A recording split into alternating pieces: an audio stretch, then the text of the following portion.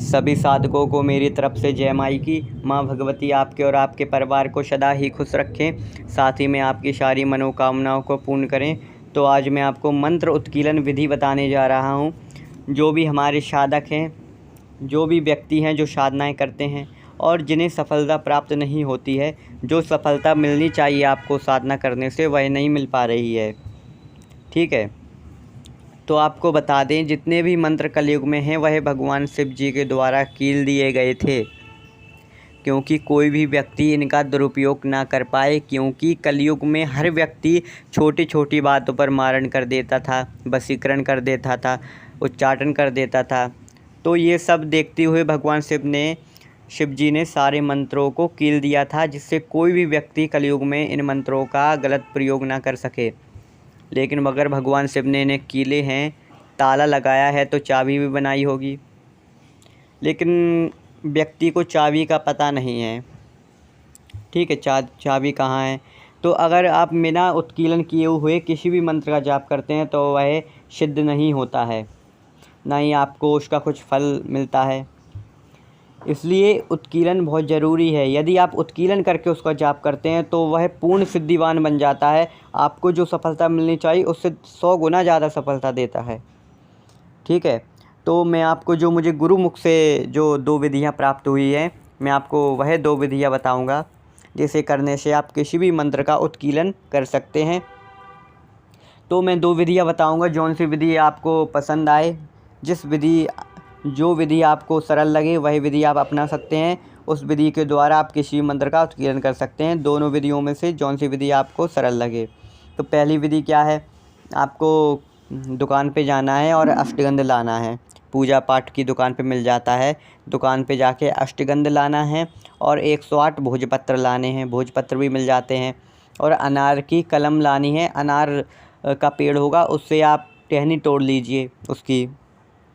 ठीक है, तो आपकी कलम बन जाएगी। उसके बाद आपको क्या करना है, जिस मंत्र को आपको सिद्ध करना है 108 बार भोजपत्रों पे लिख लिए। एक भोजपत्र पे एक बार मंत्र लिखेगा, ऐसे ही 108 भोजपत्रों पे 108 बार मंत्र लिख जाएंगे, जिस मंत्र को आपको सिद्ध करना है। उसके बाद उन भोजपत्रों का पूजन करिए। मंत्र लिखने के बाद धूप से, दीप से, नैवेद्य से, फूल से, अक्षत, कुमकुम, इन सब के द्वारा जैसे आप पूजन करते हैं उन भोजपत्रों का पूजन करिए। और उसके बाद आपको ब्राह्मण भोजन कराना है। एक ब्राह्मण को तो भोजन कराना ही पड़ेगा, तो उसके बाद एक ब्राह्मण को भोजन कराइए। उसके बाद आपको एक मिट्टी का पात्र लेना है, मिट्टी का घड़ा, उसमें आपको पानी भरना है और जितने भी भोजपत्रों पे आपने मंत्र लिखे हैं वो सारे उस घड़े में डाल देने हैं। और आपको ऐसी नदी में जाना है जिसका बहता हुआ पानी हो, रुका हुआ ना हो, बहता हुआ पानी हो। वहाँ पे आपको उस मटके को, घड़े को नदी में बहा देना है। तो ये पहली विधि है, इससे आपका मंत्र उत्कीलन हो जाएगा।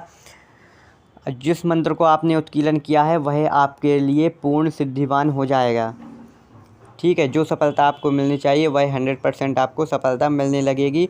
उसके बाद यह विधि अपनाने के बाद आप साधना करिए, फिर देखिए कि आपको 100% लाभ होता है।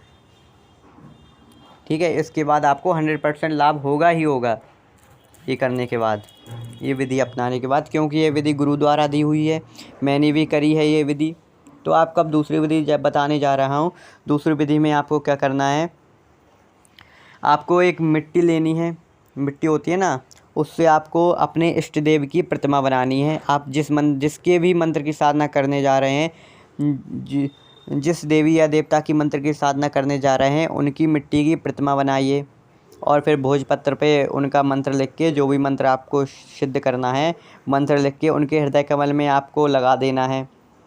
उसके बाद आपको क्या करना है, एक महीने तक उसका प्रतिमा का पूजन चलेगा। धूप से, दीप से, नैवेद्य से, फल फूल सभी के द्वारा उनका पूजन चलेगा 1 महीने तक।